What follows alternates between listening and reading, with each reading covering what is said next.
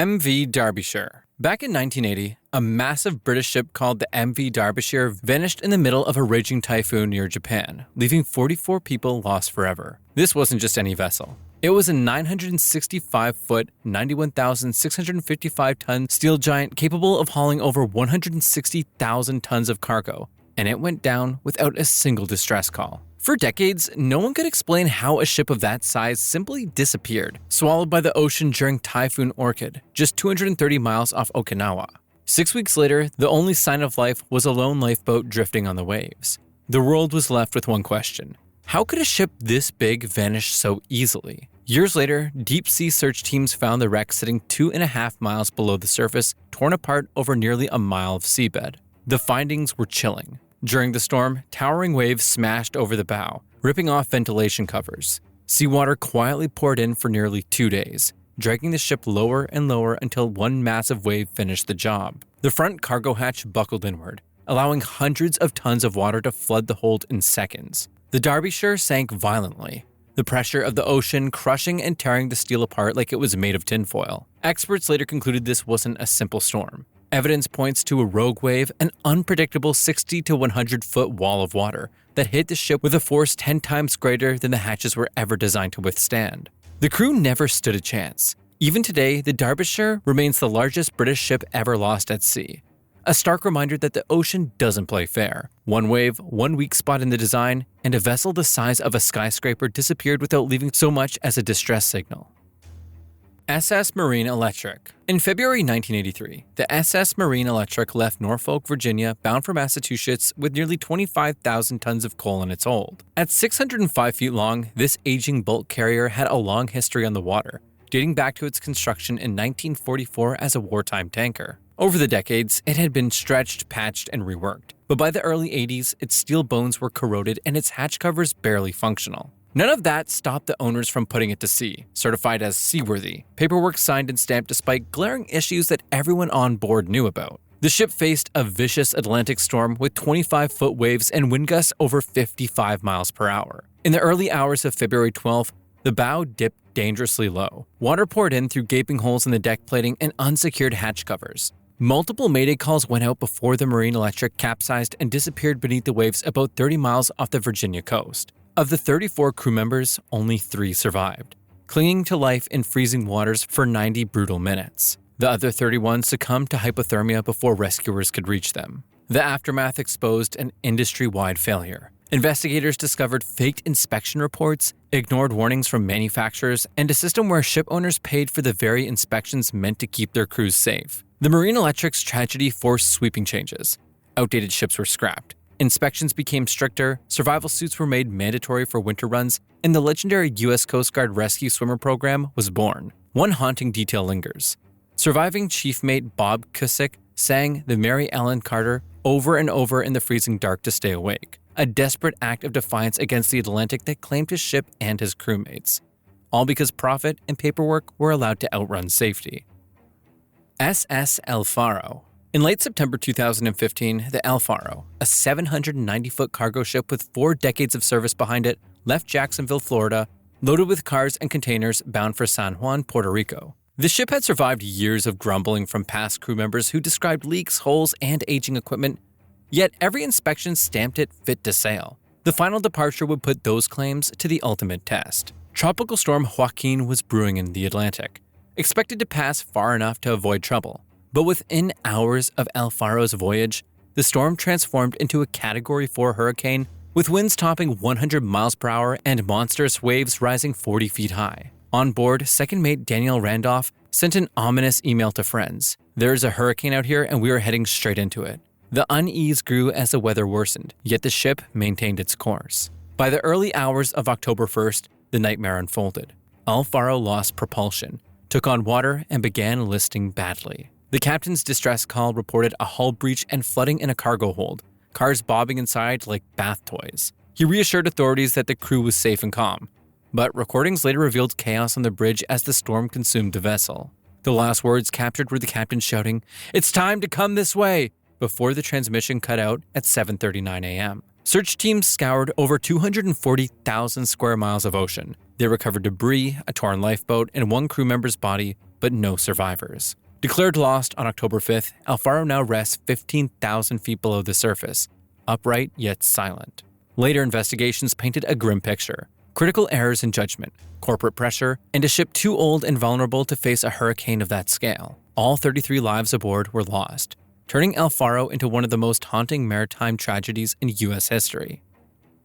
MV Flare. On a freezing January night in 1998, the MV Flare, a 593-foot bulk carrier, was cutting through icy waters of the Gulf of St. Lawrence. The vessel, over 25 years old and long past its prime, was heading from Rotterdam to Quebec to pick up a grain load. But the ship was traveling empty, riding high on violent waves that slammed its aging hull with every swell. Corroded ballast tanks couldn't fully flood to steady the ship, leaving her vulnerable to the storm's fury. At 20 nautical miles west of Saint-Pierre-et-Miquelon, disaster struck. In the middle of the chaos, the flare broke in two. Crew members on the stern watched in disbelief as what looked like a ship coming to rescue them drew closer, only to realize it was the bow of their own vessel, torn away and drifting back toward them. A desperate 20-second distress call crackled over the radio. But by the time rescuers located the ship within a 40-mile search area, much of it was already gone.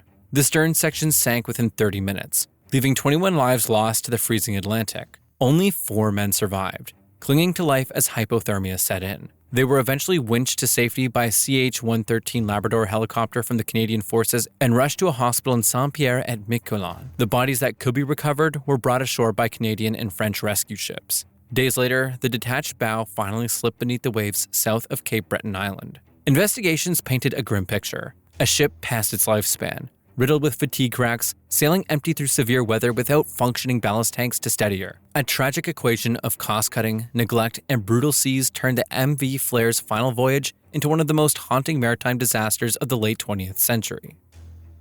MV Bow Mariner. On February 28, 2004, the Bow Mariner was cutting through the Atlantic 45 miles off the Virginia coast, carrying over 2.9 million gallons of ethyl alcohol from New York to Texas. The 570-foot Singapore-flagged chemical tanker had just discharged another volatile cargo, methyl terbutyl ether, and was heading south. The weather was calm. The danger was invisible. As the crew opened empty MTBE tanks for cleaning, fumes began escaping. The air filled with a deadly cocktail of chemical vapors, creating the perfect conditions for disaster. The ship's safety management system required these tanks to be inerted, flooded with non-flammable gas to prevent exactly this kind of risk. But procedures weren't followed. The inert gas system hadn't worked for months, and no replacement had ever been requested. Former crew members later admitted they'd never once seen the system used. It was a floating time bomb waiting to ignite. Minutes later, a violent explosion tore through the Bow Mariner. Flames engulfed the deck, and within hours the ship slipped beneath the surface of the Atlantic. Out of the 27 crew members on board, 21 perished in the chaos. Only 6 men survived, pulled from the freezing waters by the U.S. Coast Guard, many suffering from severe burns and hypothermia. The investigation that followed revealed a chilling truth. This wasn't an unforeseeable accident. It was a chain of human failures. A captain who defied safety rules. A company that treated critical fire prevention equipment as expendable. A culture where protocols existed on paper but not in practice. 15 years on, the Bow Mariner remains a stark reminder of what happens when safety is treated as optional. 21 lives and a $40 million ship were lost because simple, mandatory precautions were ignored on a vessel carrying enough flammable liquid to turn the ocean itself into an inferno. MV Dali. The MV Dali began its life in 2013 when Hyundai Heavy Industries in South Korea was contracted to build 2 massive container ships. The Dali, named after Spanish surrealist Salvador Dali, stretched nearly 984 feet long and could haul close to 10,000 containers. She first sailed in 2015 under Stellar Marine before changing hands to Grace Ocean Limited of Singapore in 2016.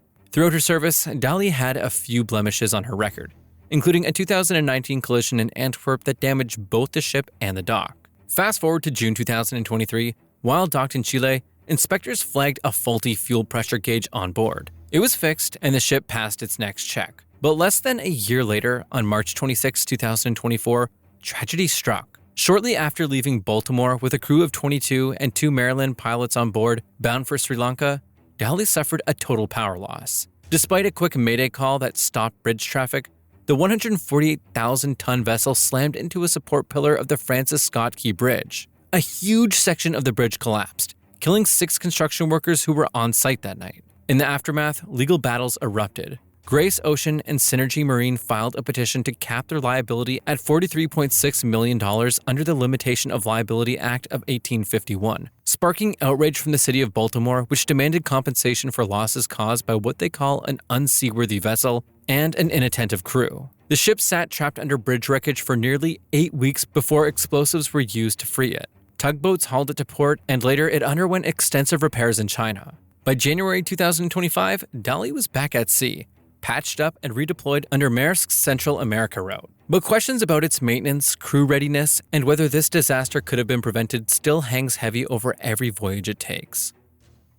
Express Pearl. In early 2021, the Express Pearl, a brand new Singapore-registered container ship stretching 610 feet and built to haul 2,756 containers, set sail on what should have been the beginning of decades of safe service. Instead, just months later, it became synonymous with one of Sri Lanka's worst environmental disasters. Trouble began on May 15th, when the crew discovered a container leaking nitric acid, loaded days earlier in Dubai. They pleaded for emergency offloading in Qatar and India, but were denied, with ports citing a lack of facilities to handle the hazardous material. With no alternative, the ship continued its voyage, sailing straight toward disaster. By May 20th, anchored off Colombo, Sri Lanka, fire erupted aboard, likely triggered by the unstable chemicals. The crew fought back the flames, but on May 25th, an explosion rocked the vessel, forcing all 25 crew members to abandon ship. 2 were injured as they fled, while towering black smoke poured from the deck, sending container after container plunging into the sea.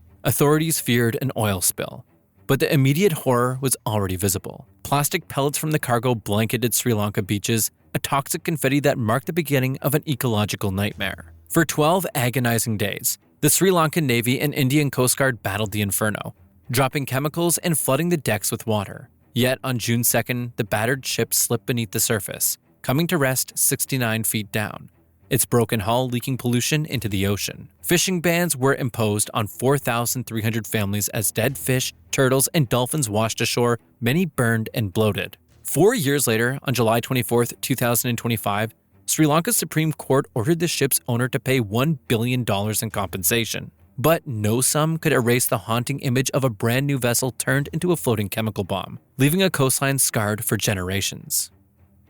1 Apus. Late November 2020 saw 1 Apus, a massive 1,194-foot container ship, leaving Yantian, China on what should have been a straightforward run to Long Beach, California.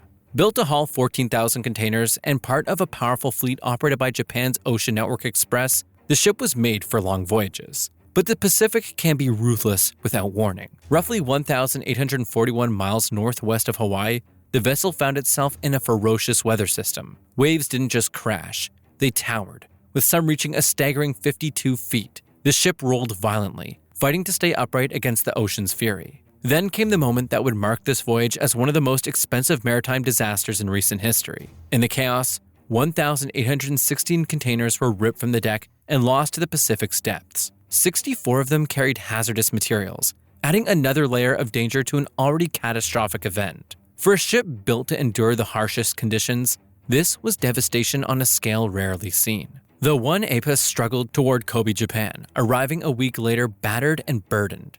Nearly 1,000 containers remained on board but were crushed, twisted, or teetering precariously. Crews spent months painstakingly removing the damaged cargo while investigators searched for answers. Early theories pointed to a deadly combination of the storm's brute force, how the cargo was stacked, and a violent rolling effect known as parametric resonance, a phenomenon that can send even the largest vessels into uncontrollable motion. The numbers were staggering. The lost cargo alone was valued at an estimated $90 million, while insurance claims were expected to top $200 million. The disaster caused a 3-month delay, sending shockwaves through global shipping networks and proving that no matter how advanced the vessel, the Pacific Ocean still makes its own rules.